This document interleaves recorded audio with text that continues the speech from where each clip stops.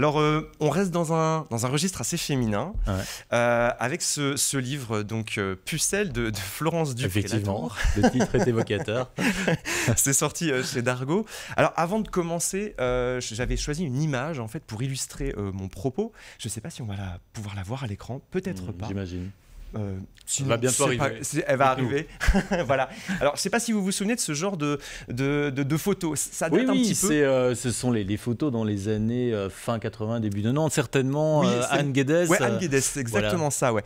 Donc, c'est quelqu'un qui s'était amusé à prendre des bébés, à les mettre dans des feuilles de chou ou des pots de fleurs. Ouais. Alors, mettre en scène tous des beaux bébés. voilà. Ouais. Donc, c'est vrai que ça avait un côté très, très mignon, très joli. Et c'est vrai que quand on regarde la couverture, on se dit, est-ce que ça serait pas quelque chose autour de justement le fait d'enfanter, etc. Ouais.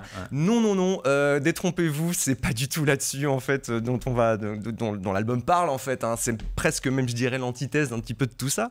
En fait, Florence, donc l'autrice, c'est une autobiographie. Elle est née dans une famille qui est catholique convaincue, qui est bourgeoise, et bon, elle a une fratrie qui est assez large. Elle a une sœur jumelle qui s'appelle Bénédicte, une sœur aînée Violaine, et puis il y a le petit dernier qui s'appelle Jérôme. Et quand Jérôme naît, Florence, elle est un peu dubitative. Elle se dit, est-ce que c'est vraiment papa qui a pris sa petite graine, qui l'a mis dans le nombril de maman et ça a donné Jérôme? Elle se questionne un petit peu. Alors elle va voir sa maman, elle lui pose des questions, mais il faut savoir que dans la famille Dupré-Latour, ce qui ne doit pas être dit, on n'en parle pas, tout simplement. Donc vous avez bien compris, la sexualité c'est tabou, et pour Florence, elle reste vraiment dans l'ignorance, et chez elle, ça provoque vraiment des peurs assez intenses, donc des angoisses, et elle peut pas du tout en parler, quoi.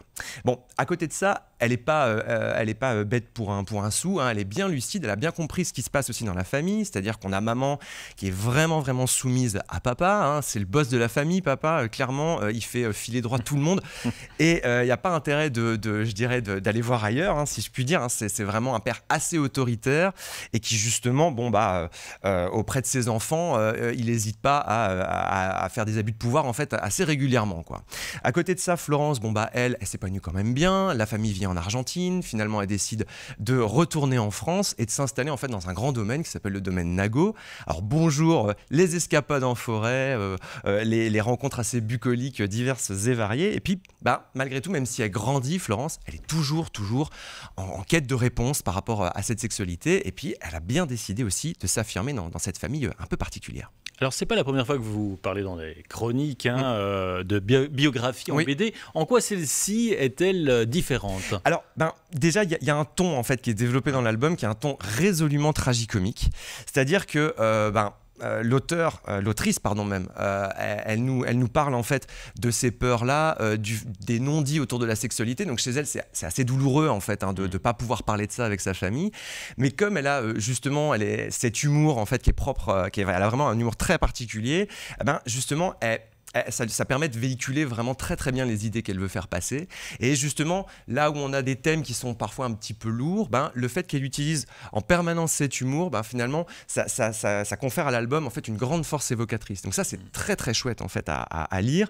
Elle a un dessin, elle a un trait qui est finalement parfois assez proche de la caricature, elle en joue beaucoup, et finalement elle se donne aussi une liberté de ton, c'est-à-dire qu'elle va parler du patriarcat, elle va le passer bien à la moulinette, elle n'hésite pas en fait je dirais à mettre en cause aussi ses parents, à fustiger un petit peu tout ça, et puis surtout il y a l'image de la femme au foyer qui est censée se taire et censée procréer. Alors tout ça elle le rejette en bloc, et c'est très très plaisant à lire en fait, donc c'est une histoire, enfin ça c'est le premier tome, il y aura une suite, mais vraiment gros coup de cœur aussi pour ce bouquin-là. Alors donc c'est une autobiographie, c'est plutôt un genre qui a le vent en poupe, on pourrait dire. Ouais, ça fait longtemps que c'est quelque chose qui cartonne bien, donc en librairie, et même pas qu'en librairie d'ailleurs. Bon, c'est vrai que par exemple, dernièrement, on a beaucoup parlé d'une série qui s'appelait L'Arabe du futur, qui a cartonné, je dirais, partout en francophonie.